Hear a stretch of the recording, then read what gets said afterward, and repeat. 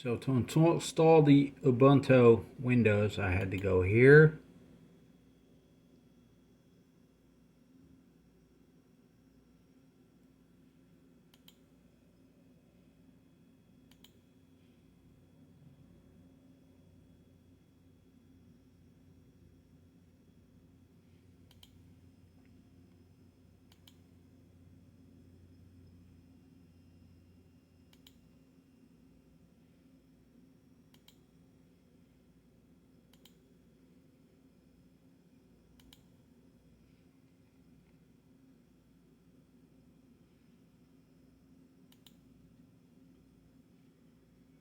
I had to go, I'd close out a lot of that stuff out.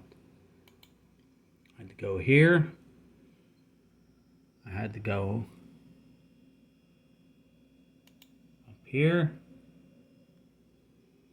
I had to go up here. I had to accept this. And then I had to scroll down.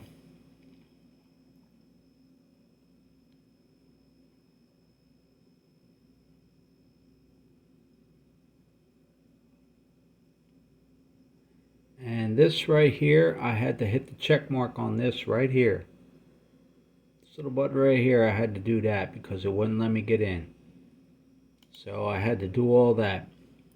Now previously what I tried to do is I tried to install virtual machine.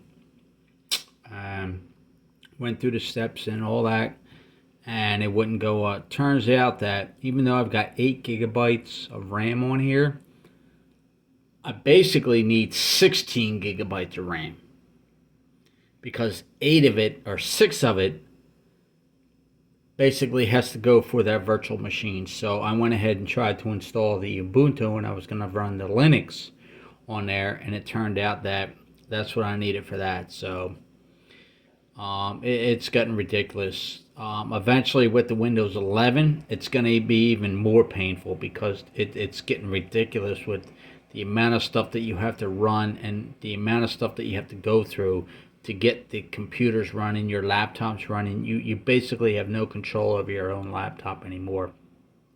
You have to go through this whole process of elimination to get things running and to get things going with this.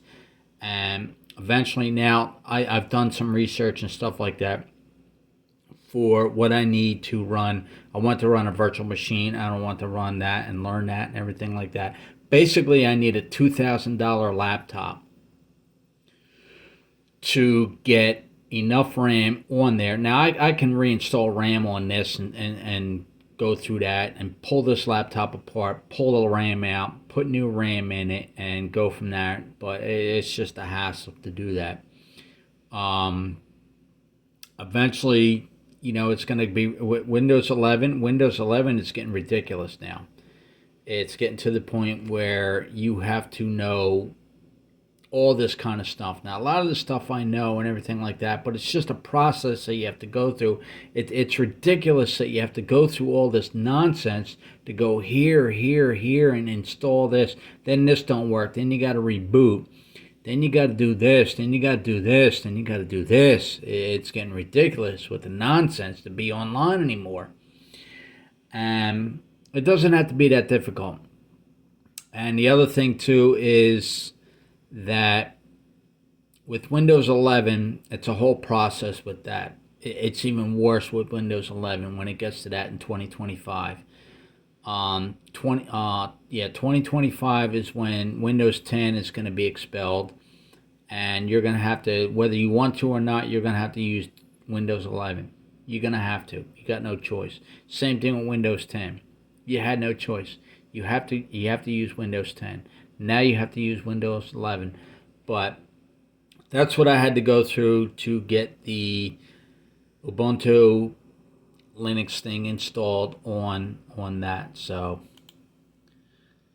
that's the whole process with going through that whole thing. And to activate the whole Linux, this is what it was: activate the Linux Windows subsystem using settings. And you had to go through this whole process to go through here and get it down and to get just to install Linux distribution. The other waste of time is you have to go through the Microsoft Store. That's another ridiculous thing you have to go through. You have to go through the Microsoft Store to find an app to install something. Then you have to go through that whole process. Then if you can't find an app for it, then you got to go through another process of elimination. You got to go through this. You got to spend, and eventually you're spending 30 minutes of your time just to do a simple process. This is a heads up to where we are headed. We're not headed for cybersecurity. We're not headed for better advancement in technology. We're headed for nonsense. We're headed for waste of time to be online.